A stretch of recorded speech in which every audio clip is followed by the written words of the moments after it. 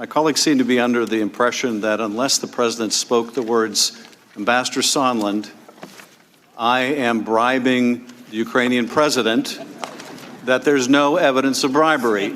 If he didn't say, Ambassador Sondland, I'm telling you I'm not going to give the aid unless they do this, that there's no evidence of a quid pro quo on military aid.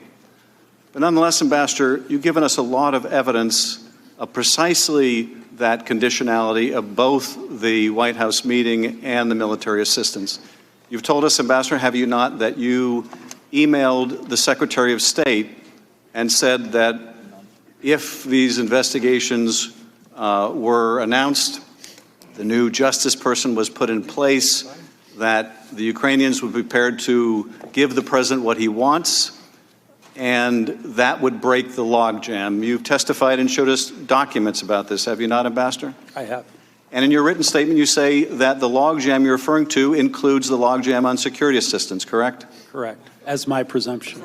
Yes, and we also have seen, and you testified, that you have also seen Ambassador, or rather Acting Chief of Staff Mulvaney himself acknowledge that the military aid was withheld in part over the investigation into 2016 that you've talked about. You referenced that as well, correct? Correct. Now, they also seem to say that, well, they got the money. The money may have been conditioned, but they got the money. Yes, they got caught. They got caught. Now, they still don't have the White House meeting. They made no statement. They got no meeting. The statement on the investigations was the condition to get the meeting. They didn't make the statement. They got no meeting.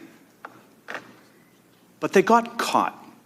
You're aware, aren't you, Ambassador, that 2 days before the aid was lifted, this inexplicable aid was lifted, Congress announced it was investigating this scheme. You're aware of that, aren't you, Ambassador? I am now, yes. Hey, NBC News viewers, thanks for checking out our YouTube channel.